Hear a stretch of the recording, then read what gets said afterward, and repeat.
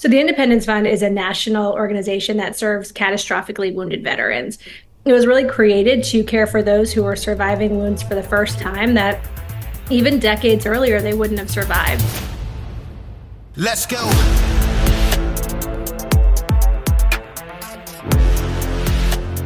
Welcome to Citizen. We have a special guest today from the Independence Fund, Sarah Verardo. You may have heard her name on the show a time or two. Hi, how are you? Thanks so much for having me, Dan. Sure. It's very polite of you. So before we get into all of the stuff that we're going to get into, let's talk about you for a moment. Where did you grow up? Rhode Island, the Ocean State. Rhode Island is neither a road nor an island. It's the smallest state as well, right? By I don't know about by population, but definitely by area. Oh, no, yes. What's that about? I don't know. It's great, though. I mean, I loved growing up there. Missed the ocean terribly. Yeah, and well, that's good. So the reason that we know each other is because when I was at Black Rifle, you approached us 2017, I think the summer of 2017, about the Independence Fund. And You're missing a step. A whole step? We met at the White House first. Are you sure? I thought those were reversed. No, I'm pretty sure we met first at the White House. I don't think so. I think that was later. But I'll look in my notes and find out. And you will know. I do trust. Yeah, but the reason we know each other is because of the Independence Fund. Explain what that is exactly, and then give the backstory of that, including about Michael. So the Independence Fund is a national organization that serves catastrophically wounded veterans. It was really created to care for those who were surviving wounds for the first time that even decades earlier they wouldn't have survived. Of course, limb loss, as well as being paralyzed, very severe traumatic brain injury, and really the list went on. And so the Independence Fund exists to stand in the gap with those veterans and their families. And at the time that you approached us, you guys are working on one of your charter was pretty specific. You were making tracked wheelchairs for critically disabled veterans, right? That's right. And to date, we've awarded 2,675 all-terrain track wheelchairs to those that have incurred a serious loss of mobility in the line of duty. How did you get into that specifically, if you don't mind me asking? I don't think we've ever had that conversation before. How we got into track chairs or the Independence Fund? Track chairs. I know about the Independence Fund. So the track chairs really came about because people were surviving, and guys were surviving these injuries for the first time. And so there were a handful of quadruple amputees that wanted something different. These track chairs could go anywhere, all terrain, all weather. And when someone had been catastrophically physically wounded, there's that immediate loss of independence that few think about. But what is it like to not be able to walk to the bathroom or go out in your own backyard? And what could be done to provide anything that gave them that mobility back? And so the track chair program was born. The VA considered those chairs to be a luxury item. So Bill O'Reilly really, and along with Fox News, of course, but Mr. O'Reilly is owed a ton of credit for saying we will ensure every wounded veteran who wants one of these chairs gets one, even though they are considered to be a luxury item by VA, which he did not take kindly to. But he made sure we've been able to say promise kept. Sure. And how many of those did you say you've distributed so far? 2,675. So that is about 4 million. Wait, is that right? $40 million worth of wheelchairs. Okay. That seems like a lot. Yeah, that's a weird thing to say, that walking is a luxury, or that getting around from place to place on your own is a luxury. Right. But the VA has also told us that having a testosterone level above 400 is a luxury as well, despite the fact that a lot of these guys are 25 years old. So always running into problems. We did an entire show about the ineptitude at VA, which there's some great people there, but truly, I mean, I've personally walked it over and over again with my husband, and even needing to get a replacement prosthetic part or a shower chair, I've been asked to bring him in round trip 3 hours so they can verify if he still has his injuries. So yes, there is a layer of bureaucracy there that just is a stain on our nation. He's had like 160 some surgeries, right? And they have those records? Yeah, they have all the records, of course. He's had 120 major 120. surgeries. Okay. Yep.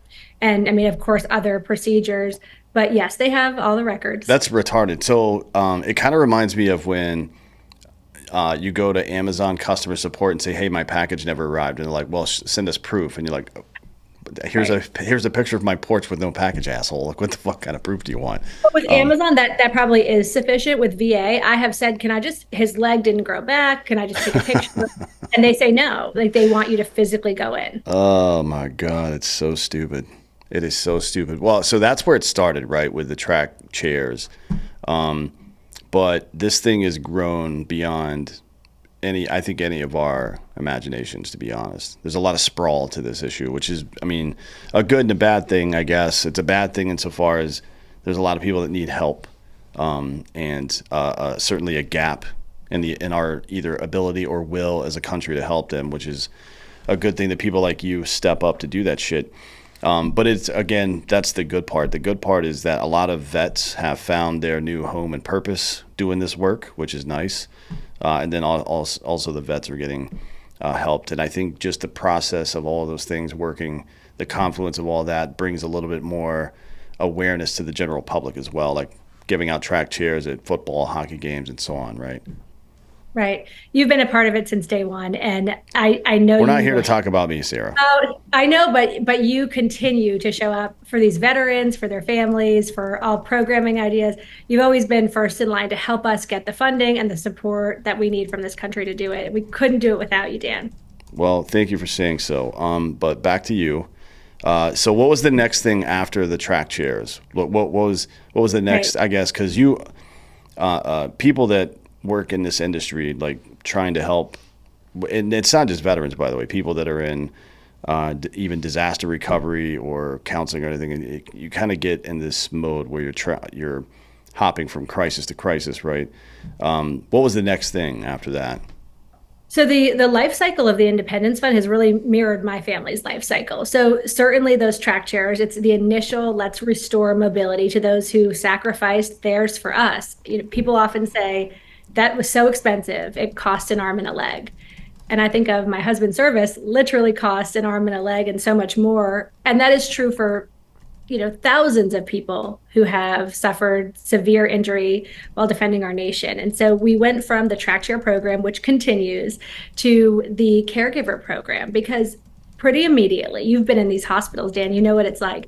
The family is shell shocked, and the family and the service member expect the service member to go to war and come home or go to war and not come home. It's that middle ground that everyone, you are thrust into a new normal that has no margin, no guidebook, and you don't know how you're going to make it to the next day. So we wanted to provide a way to wrap our arms around that caregiver population and give them tactical tools and tangible support to be with them, to put on their own oxygen mask first. Sure, yeah.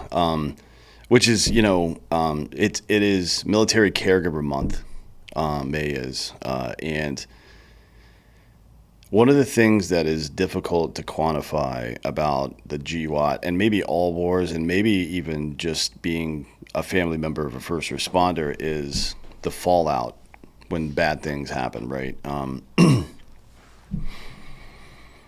Like, so Michael was an infantryman in the 82nd Airborne, like myself. And in our particular, I don't know how it is for the Marine Corps, but in our particular job, there's about 18 pogues per shooter, right? So 18 admin people or supply or whatever it is, right, per person. And that's something that's not lost on us. We bitch about it a lot, obviously, and talk a lot of shit, but we talk a lot of shit about everything. But that's something that's not lost on us. But something that does get lost, I think, in the broader conversation is the stress and pressure that is put on family members. Most service members are men, right? Like 87%, I think, or 84%. Maybe it's 16% women. So it's mostly men, and mostly conservative men as well. Maybe. I don't know if that's still the case or not. They've tried to run us off a little bit, but the way that we think about things is it's our job to be there, provide and protect for our family, right? And now we're out here providing and protecting for our broader family, the American people. But now wives are at home with children and it's rough, right? Even when things are going right, it's still rough. When your husband's gone 4, 6, 9, 18 months maybe. And then something catastrophic happens and it's like, oh, okay, now I'm the one doing all this work, right? In addition to all the other stuff I was doing. And until relatively recently, with organizations such as yours and others, the caregiver was kind of just like a lot of things all in one. They were a research specialist because there's no guidebook on how to handle any of this bullshit. They're a chauffeur, they're a babysitter, they're a nurse, like all these things, right? And then they're also managing the home. That is that seems a lot more difficult than getting into gunfights, to be honest. Gunfights are pretty easy, in my opinion. You just do it, right? And then you go home and play video games. Mostly that's what we did. Walk me through your experience with that, because Michael had deployed before, right? He was just in Korea, so it wasn't a Okay. deployment.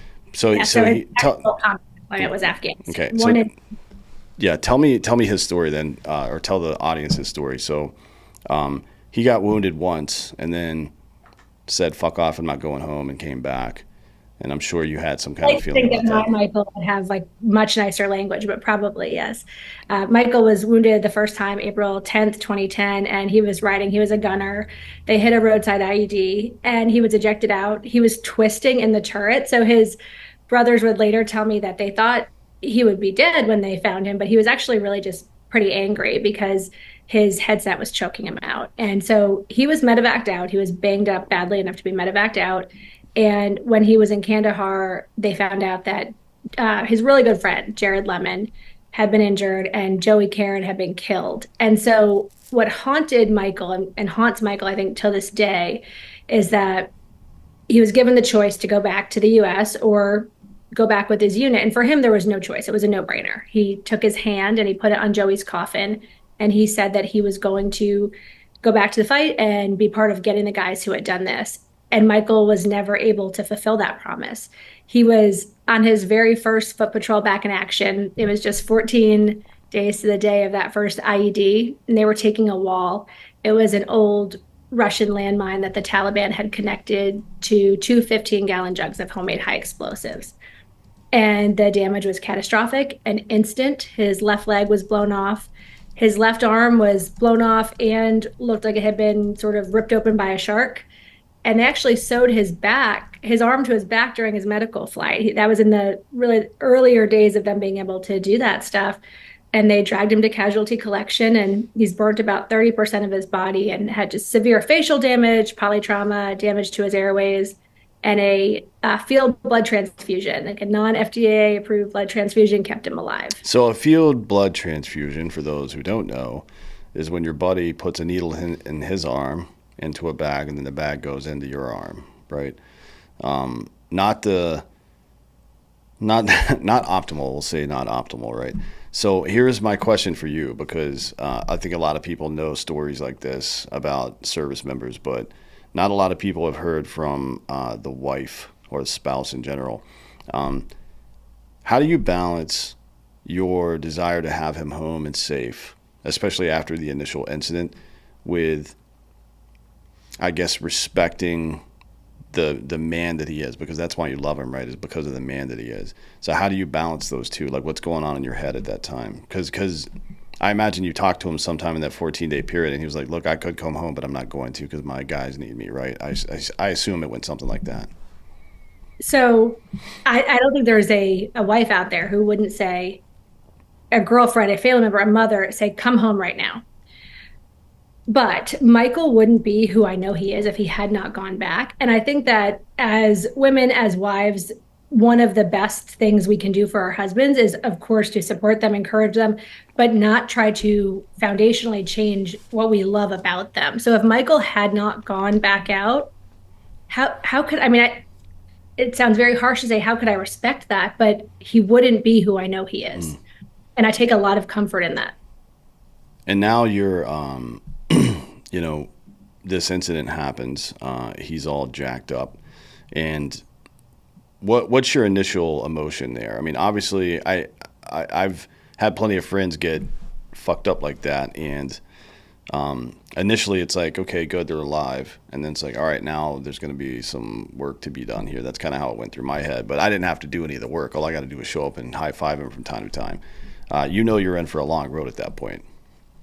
You're in for a long road. And I also thought there was some confusion. I thought that this was talking about the incident that had previously happened. So it wasn't until the injuries were being explained to me on the phone that I finally understood this was not the bad day that he had talked about 2 weeks ago. This is a really bad day.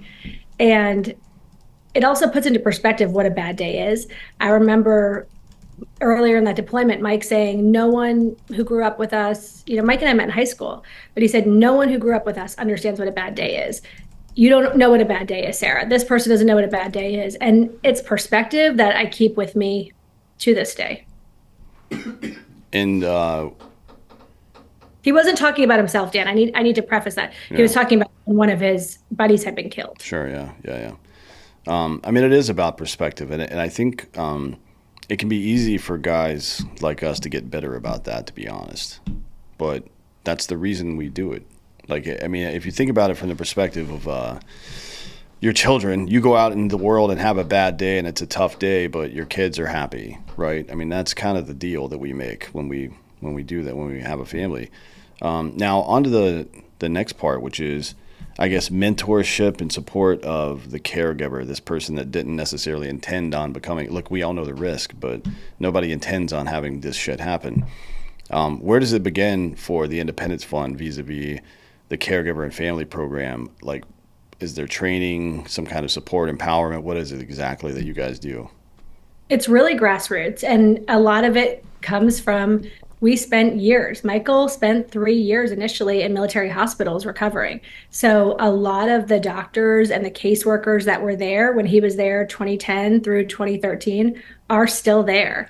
And so I get a phone call and they say, we're bringing someone in. He's in really bad shape. We want you to talk to the wife. It's very informal, but they immediately become absorbed into that Independence Fund family.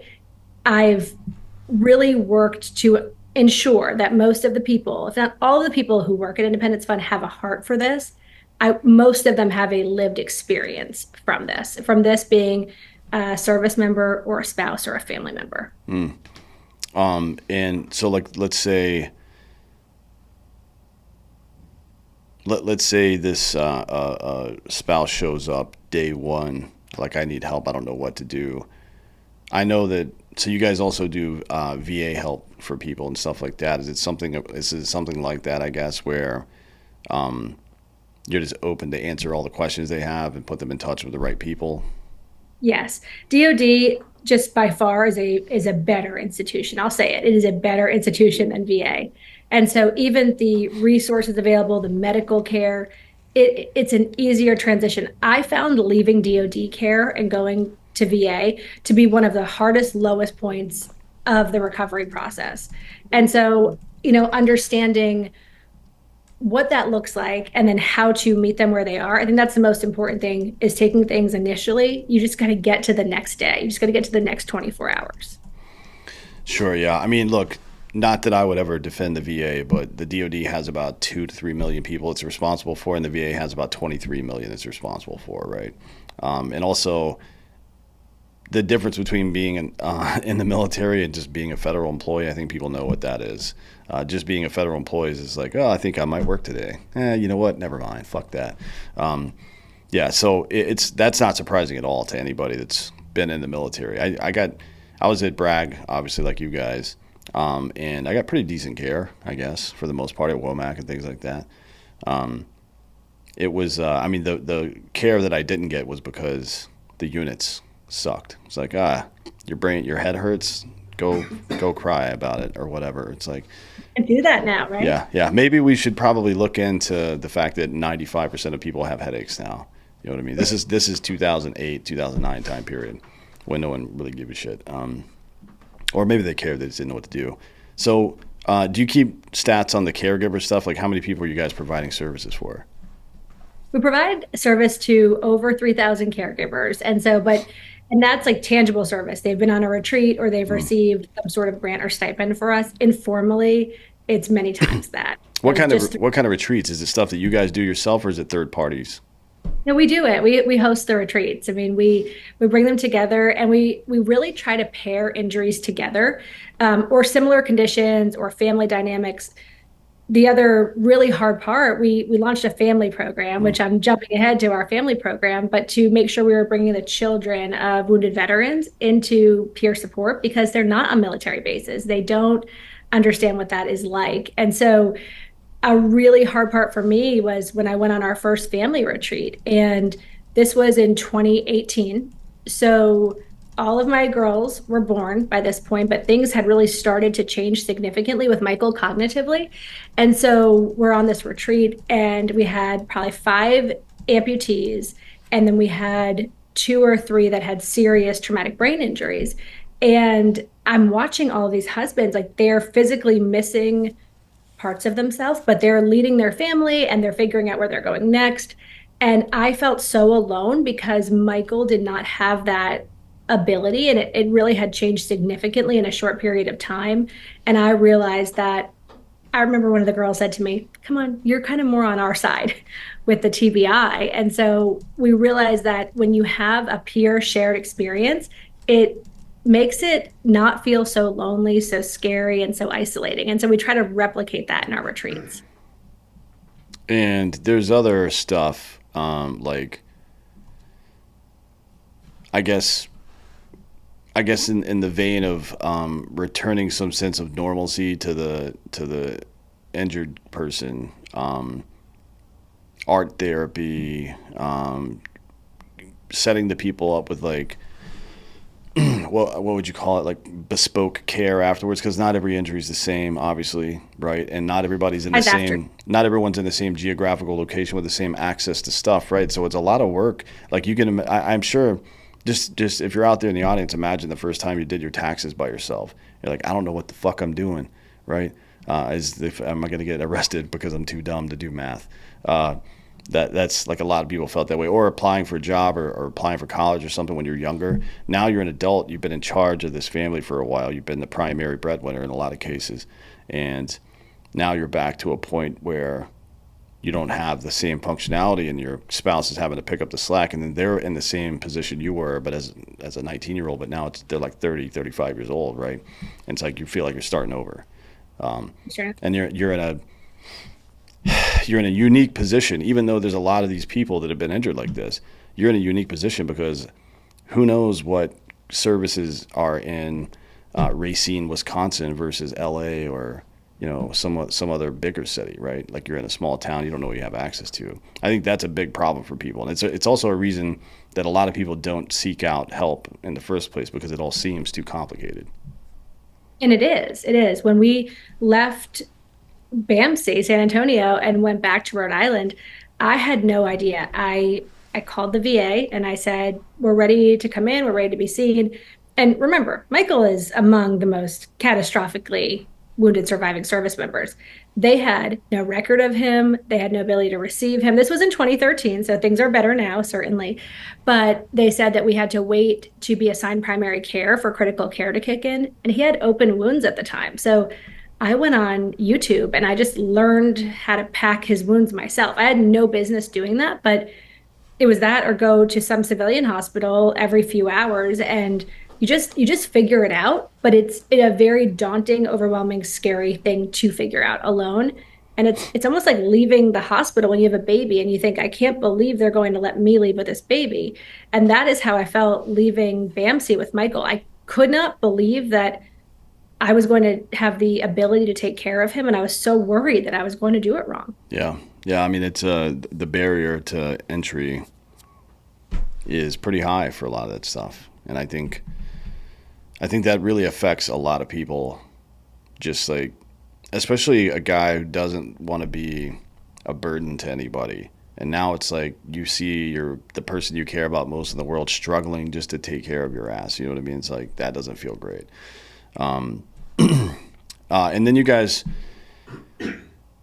as time went on, added to deal with some of this. I don't know that incompetence is even the right word for it. I think it's just bureaucratic bloat and such. But and we've built the VA from scratch, right, over again every time we go into a war instead of having one that really services people. But I mentioned VA casework.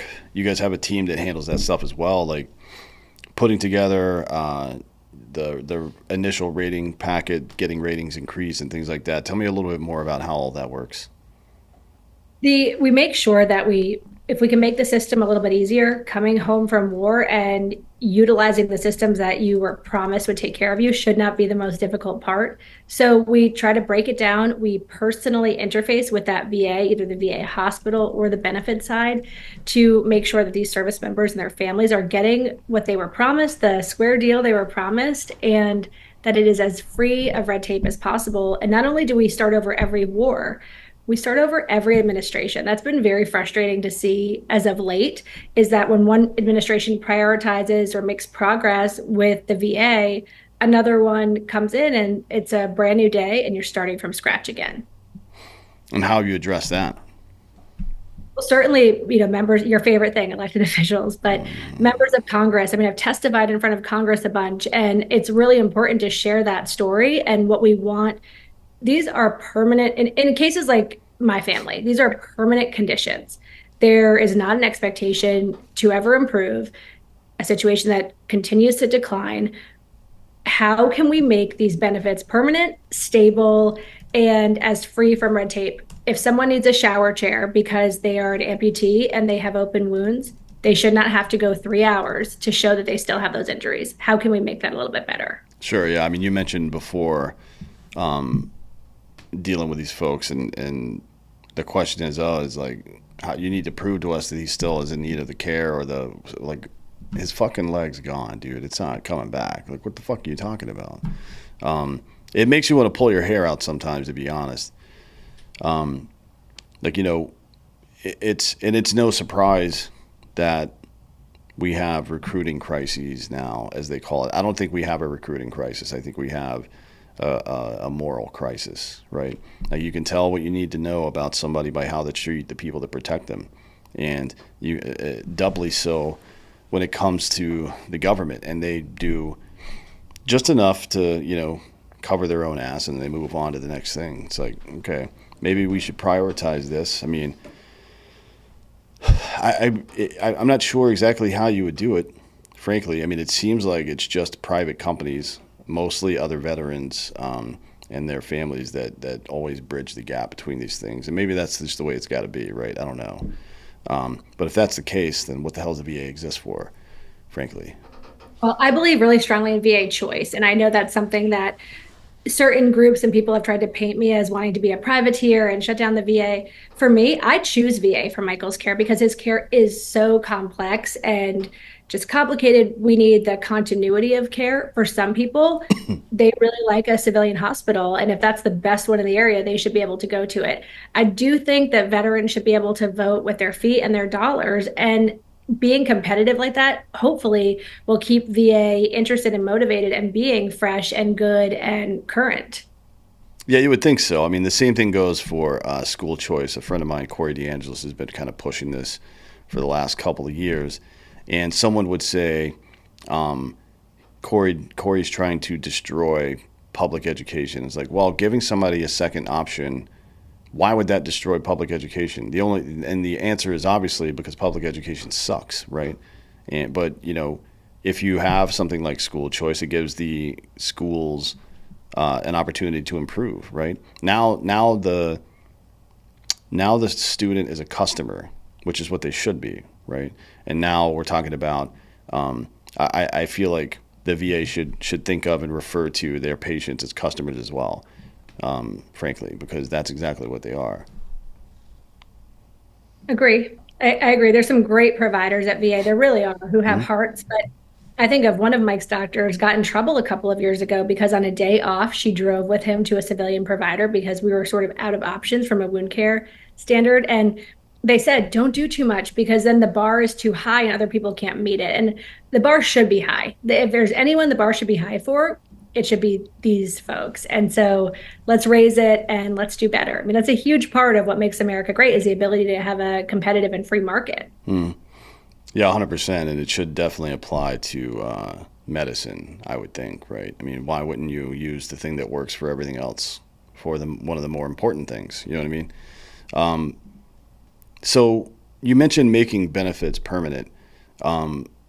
Is there? I wonder about that. Like I've got a VA rating. I haven't really been bothered by them too much over the years. I've also not done any of the update stuff that I need to do, which is my fault. But I've not been bothered by them, and I'm not terribly like I've got some TBI issues, but I'm not traumatically injured like some of these dudes are, who are getting, in some cases, harassed by the VA, right? I did sign you up for the burn pit registry, though. I think like without your consent a couple of years ago. Yeah, that's fine. Thank you. Yeah, that's not shocking. Yeah, but like, what's the making benefits permanent? What does that mean? Like, what's that process look like? I'm just curious because I've never gone through that before. So there is a CNP. I mean, there is a exam that for some people finds them to be permanent and total, a P&T finding. And in the case, I mean, Michael is permanently and totally disabled. And from a benefits standpoint, no one is contesting that. Right. From a healthcare, so really where I'm talking about that is healthcare. For a very long time, our home nursing care had to be authorized every 2 weeks. So by the time you get your authorization, and you turn around, you've got to start chasing down that doctor and that process again. It seems like a waste of time and resources too, if nothing else. So I'm talking probably more on the healthcare side about if someone has a caregiver, in certain cases, they will always require a caregiver. Not all, certainly. The hope would be to rehabilitate and improve, but for those that cannot, why is the caregiver every 3 months having to go through an evaluation if this veteran still needs a caregiver? Caregivers have no margin, and they are truly day in and day out, in many cases, have had to relieve their husbands of duty and say, I've got it from here. I've got everything. And I'm not saying for me, although some of this applies, I'm the one working. I'm the sole one parenting. Yeah. I'm taking care of the veteran. And now every 3 months, I have to tell them and convince them that someone still has permanent injuries and needs a caregiver. That just seems crazy. Yeah, that's pretty weird. I mean, every 2 weeks. For nursing care. I mean, our nursing care, I have a much better and easier road at the VA, but I don't know that I have an average user experience at the VA now. And that's why I'm always trying to audit those systems and hear directly. I heard from a triple amputee 2 weeks ago that he was told that they needed to check his injuries if he still had his injuries so that he could receive a prosthetic foot that he was hoping to get. And that was the outcome. Like I know a lot of these systems are automated to some degree. Like there's a sunset on the adjudication and then you have to revisit it and shit. I feel like basic human intelligence could look at the code and be like, oh, that's an amputee. Yeah, he probably hasn't grown back his foot. You would think, but these are people. And so oftentimes when it's a real person, I will say, do you have access to his file? I mean, can you see that he's an amputee? Mm-hmm. We'll say it doesn't matter. We have to ask the question. We have to make the appointment.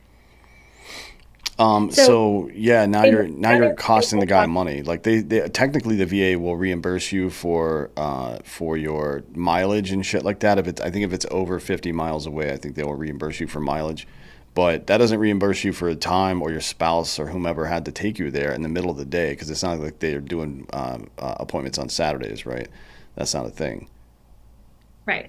Well, and I said, like, they would rather fail following the process than succeed by deviating from it. And that does seem to be the mantra at VA much of the time, not with everyone, but when they're referring back to these policies that they can't quote, they can't show in an email, they can't show in any federal regulation, but it just becomes handed down like just bad information. And then it becomes the law of the land. Sounds like Lemmings to me. Remember that video game from the 90s? Where the little rodents just walk off the ledge because the guy in front of them did it over and over Remember, again. I haven't seen Batman. I should get. Remember, you've roasted me for that. I don't know the video games either. Oh I'm my terrible. God. No. Did you block that out? I tried. Thanks for bringing it back up.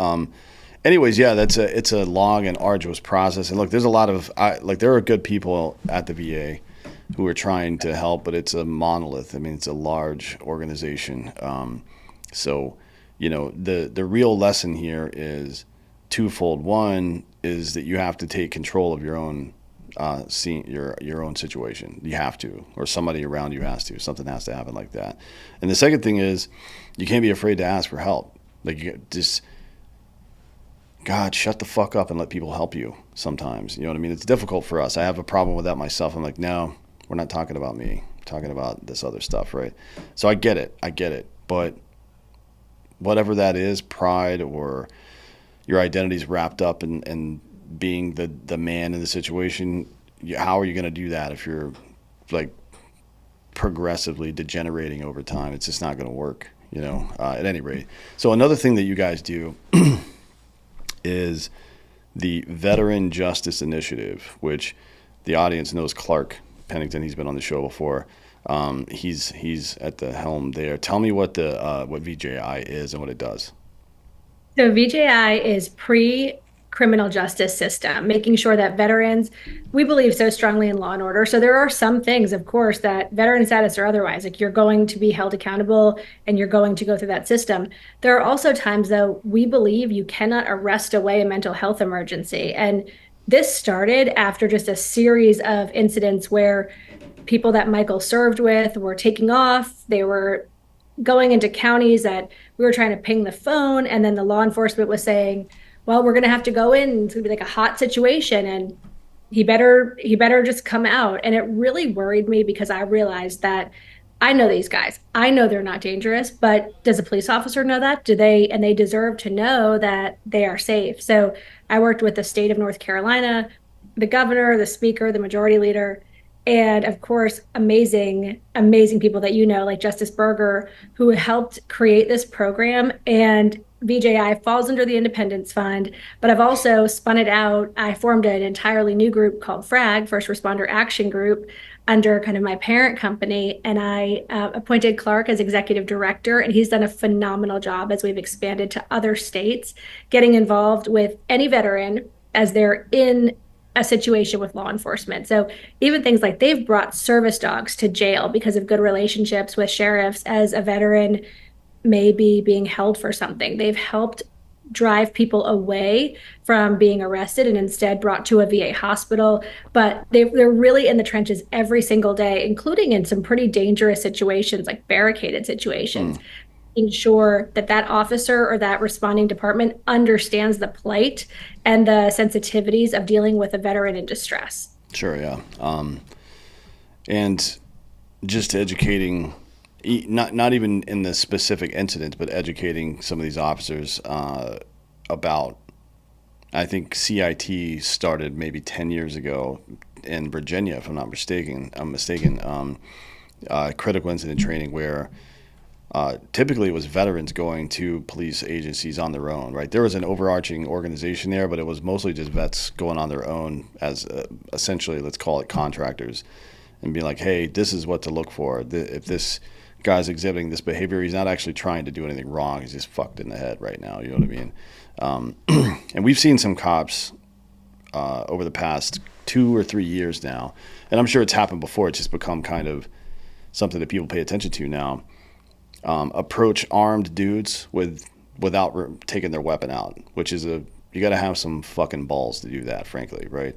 And I think the reason they're able to do that, aside from just being people who care about veterans and being brave generally, is having the training and awareness, right?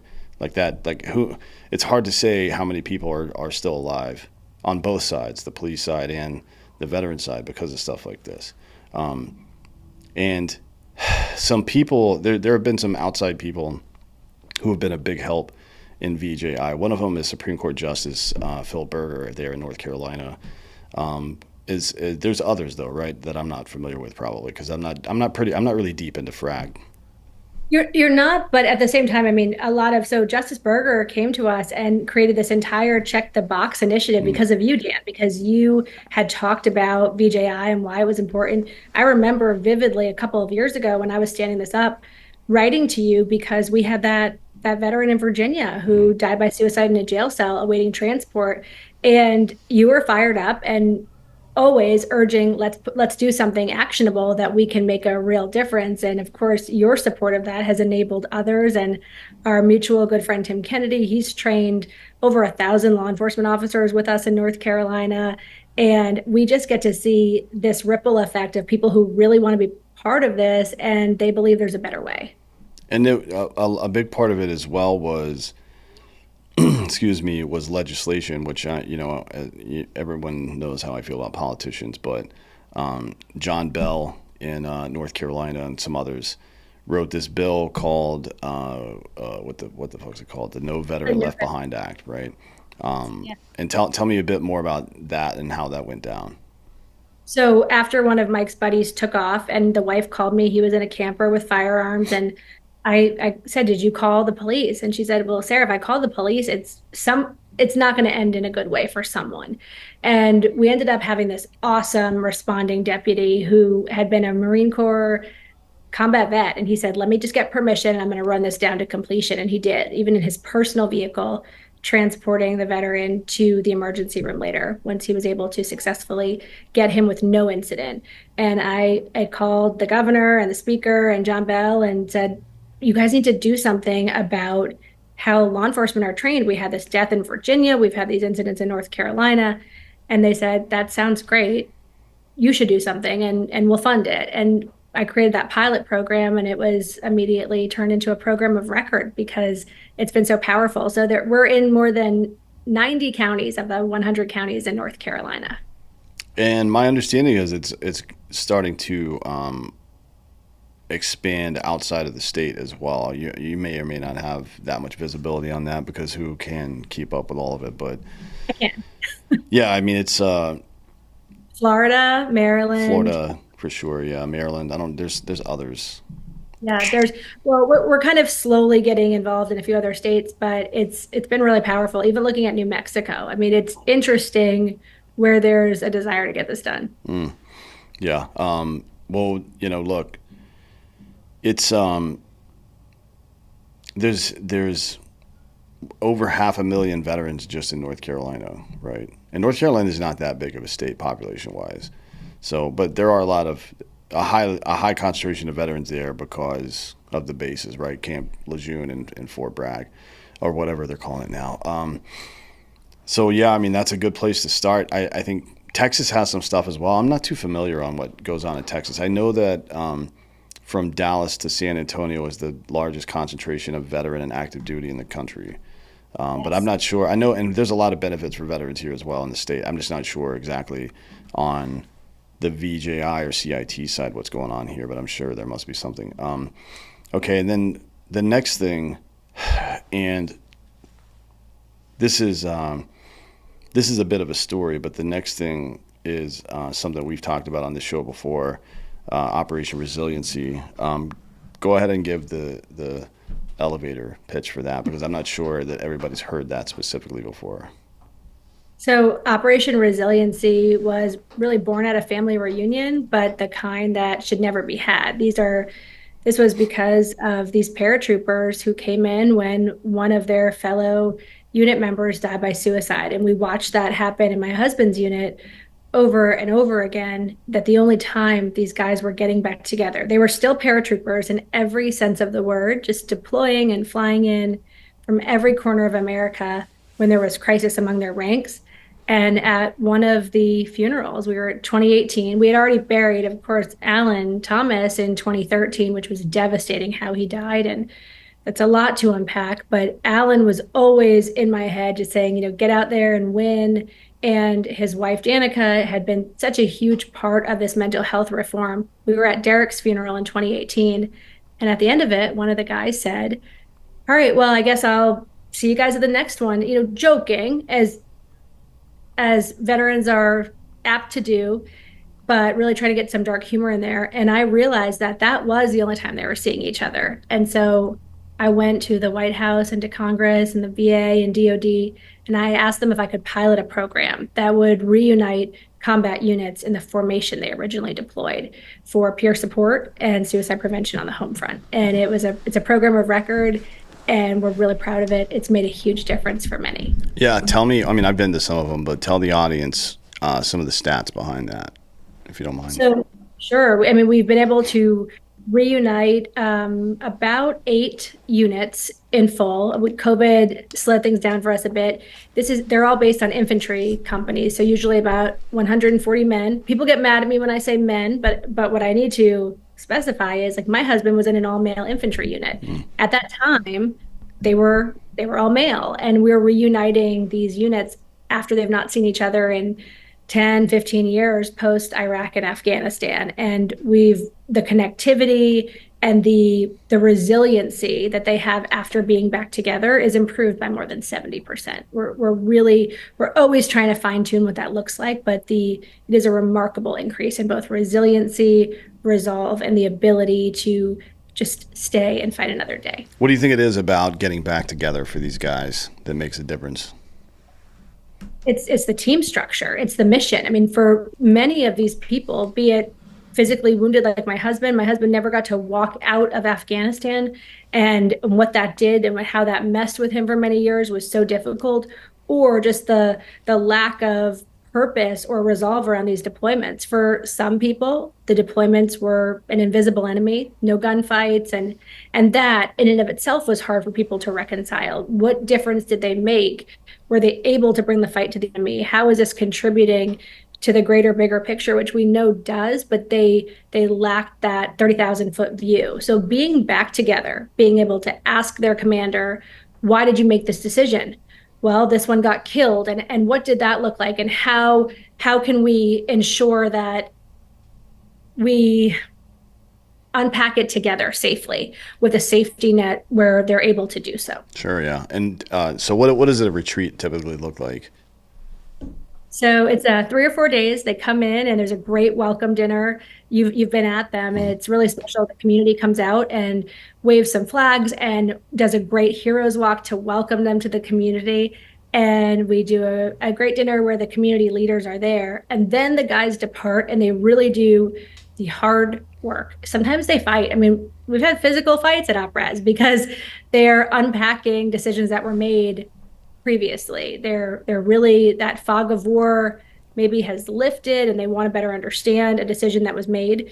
They hash it out. There's a lot of psych education about how to process these things safely, and they're talking about it in an environment that really does allow people to be vulnerable, to be not okay, and to decide what their path is going to be together from there, and for their most important mission, which is going to be to stay alive and keep each other alive on the home front. And one of the unique things about this that I haven't seen in any of the other, I guess, I don't know what you would call them, therapeutic sessions, is you guys include the company leadership, typically the commander and the first sergeant or whomever it happens to be, if it's a squadron or anything else.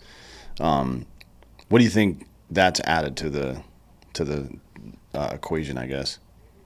So I've known a lot of great military leaders. The company commander for my husband was, at the time, Captain Armstrong. He's now a colonel, Colonel Armstrong at 275. He's about to do his change of command. But he, this many years later, showing these guys that he's still invested. Same with Mac, who was their first sergeant. Still invested, still showing up, and that it matters. I think that is so meaningful for these guys, but it puts them back in that mindset. Like, they go back into formation. They do PT in the morning. They get right back into the way and the structure they were 10 or 15 years earlier. It's really powerful.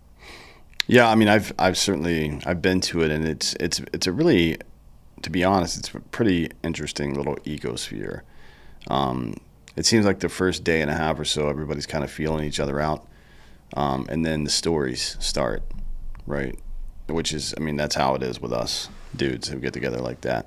But I've definitely seen quite a bit of positivity out of those things, and heard from a lot of veterans who have gone to it, and about, how much they've gotten out of the program, which is so, thanks for doing that, for sure. It's primarily, it is targeted companies and that have had a particularly rough time, either during the deployment or afterwards. And it can be difficult for people to come to terms with what's happened.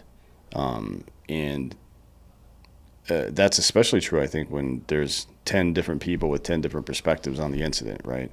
because I don't know. You're almost gaslighting yourself sometimes. Like, damn, am I not remembering this correctly? But the reality is that's not really how it works. I mean, your body's all tuned up. Your brain is what it is, right? It can lag behind sometimes, but this is a program that I think might be, although I would still consider it to be in its infancy. I think it might be one of the most effective ones that run under the umbrella of the Independence Fund right now. I think it's very meaningful, and it reminds me of a quote that's unattributed. People say it's Edmund Burke, but there's no proof of that. And it goes something like, "The only thing necessary for the triumph of evil is for good men to do nothing." So I encourage people to do something, right? Like, see a problem and fix it. It's not enough to be good. You got to do good, right? Faith without works is dead. I'm not religious, but you know the phrase. I think You live it every day. You live it every day. Yeah, some guy said that. And it doesn't matter how big the steps you take are either. It's just a matter of taking steps in the right direction, right? Sometimes your stride is going to be a bit longer. Sometimes it's going to be a bit shorter. But don't stop moving, because that'll be the end, frankly. Like, don't kid yourself. Everything's figure outable. I mean, that's what I say to my kids all the time. I want to instill that into them. There's nothing we can't figure out. And I feel like that for this veteran population too. There is nothing we can't figure out. There's a resource, there's a way, and we just need you to stay and get to the next day, because it will get better, and we're going to make sure of it. Mm-hmm. And, bad news doesn't get better with time. I used to tell my privates this all the time. Like, if something goes wrong, you got to tell me immediately, because don't get caught in this trap where you're just ignoring the problem and hoping it goes away, which is it's not a strategy. Hope is not a game plan. You don't want to do that. All right. So now that we've discussed all your programs, what's on the horizon? What's coming up next? The Independence Fund? Mm-hmm. Well, we're really excited to kick off our new fiscal year in the summer and really just put continued meat on these programs. So we want to walk with the children of wounded veterans. We know how important that is. We're doing a lot in the feeding independence space, where we're just doing essentials. We know what the economy is like and what the needs are, and we're hearing from families at Fort Bragg and elsewhere that they have to decide between buying diapers or buying baby formula. And so we're setting up these pop-ups at VA hospitals where we're able to provide tangible solutions and resources and food and pantry items to a lot of these families, as well as just essential paper towels and everyday items that make such a huge difference when you're living in a way that has no margin in it at the time. So we're really looking forward to doing that. And then, of course, our Afghan friends are an important part of our programming. We've opened that to Afghan SIVs who are living in the United States, and helping them acclimate, such an important part of our society here, too. Great. That's good. I like that. And now tell me about, we mentioned it earlier, but tell me about what Military Caregiver Month is, what the focus is, and then how people, I know we're at the end of the month now, but how people can get involved and support that. Military caregivers need support all the time, and that looks really different for each family. I think for me, I've had this mantra of just show up and help and do, and don't wait and ask if someone needs help, and don't be shy about getting involved or feel like you're overstepping. These are families who deserve our help and thanks and really need it. The many ways people show up for my family has been incredible, but it's also been just dads in the community helping and showing up and coaching my daughters, or making them feel part of things, be it for a father-daughter dance or a game. And there are such little ways, but everyone can do something. I believe that to my bones. Everyone can do something. And so what are you doing to just be this grateful nation that supports and loves these families? Yeah, 100%. I mean, it's it's really easy to bitch and complain about the status quo and cultural decay and blah, blah, blah, and all this stuff. But, if you're not doing something to help, then shut your fucking mouth, to be honest. I know you're not going to co-sign the profanity on that one, but, your daughters have 1,000 dads, which is nice. We do. But there's no reason that can't happen for everybody's kids. Anybody who's either lost their parent or the parent can't function the same way they used to be able to. It's like, okay, well, whose job exactly is it to step up and handle that situation? Everyone.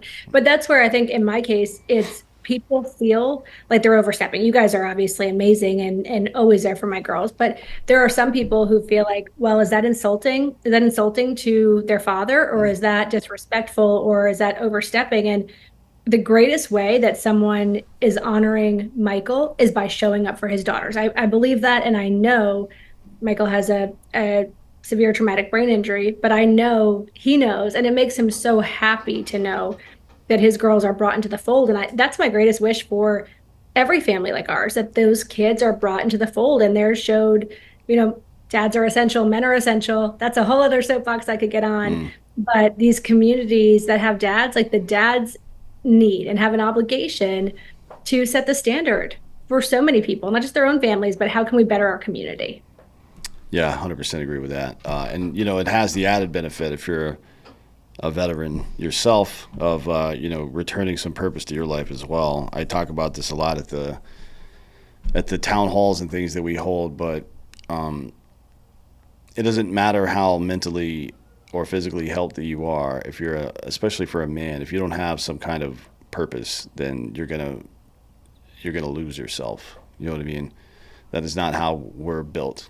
It's just not. There's some amount of time in our current DNA, a quarter million years, give or take, where we've been, the upper mammalian brain has been pretty crazy about I'm going to provide and protect for somebody, right? It isn't always just your family.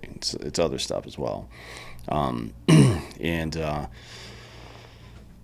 as Gandhi liked to say, I've mentioned this before, and Brian Callen says it's weird for me to say it because of my dead eyes, but if you want to truly find yourself, lose yourself in the service of other people, and that's something that you've done. And talked about good men doing nothing. It's not always men, obviously. You've done as much for this community as anybody I've ever met, so thank you for that. You've done the most. So, we always say, Tim says you're the smartest person he knows, and I co-sign that. And there's no one who uses their platform for good the way that you do, Dan. So thank you so much. Sure. And thank you for coming today. I appreciate your time. I'm glad that we were able to talk about all this stuff. I've been trying to get you on the show for a while, but you were scared or something. I don't know what your problem is. I know. Well, I mean, you're very intimidating. Oh yeah, and my bright blue fucking sweatshirt. I'm super intimidating. Well, yeah, thank you for coming today. Everybody go to the Independence Fund, or I'm sorry, independencefund.org. There's no "the" in it. And you can look through the programs, apply for assistance, all this stuff, advocacy, casework, Operation Resiliency if you want to nominate your unit or somebody else's. There's the Veteran Justice Initiative if you or a family member or loved one or friend or somebody has those related issues, or if you work for a department and you want to get training and stuff like that. And then, of course, none of this stuff happens without money. So if you are so blessed to have some extra change lying around, you can click on that donate button. That's what makes it happen. At the end of the day, showing up and doing the work is a big part of it. But, nothing happens without money. So whatever you give is appreciated. And again, thank you for coming today and talking about all this. Thank you for being such a leader in our space. We're lucky to have you. Yes, ma'am. And thank you all for listening. This has been Citizen.